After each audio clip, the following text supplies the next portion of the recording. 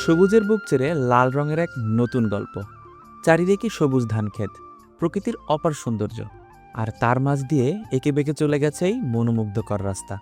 এটি আলমডাঙ্গা উপজেলার বেলগাছি গ্রাম থেকে ডামস গ্রামে যাওয়ার নতুন নির্মিত একটি সড়ক। নিজের ছবি তুলতে পছন্দ করেন, প্রকৃতি ভালোবাসেন, কিংবা ড্রোনে ভিডিও করতে ভালোবাসেন, সবার জন্য এটি হতে পারে দারুণ একটি গন্তব্য।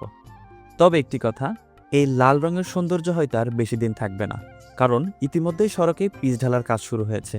তাই যদি প্রকৃতির বুকে এই অনন্য লাল আঁকাবাঁকা রাস্তার সৌন্দর্য নিজ চোখে দেখতে চান, তাহলে আর দেরি না করে দ্রুত চলে আসুন আলমডাঙ্গা বেলগাছি গ্রামে। কিভাবে আসবেন এখানে? খুব সহজ।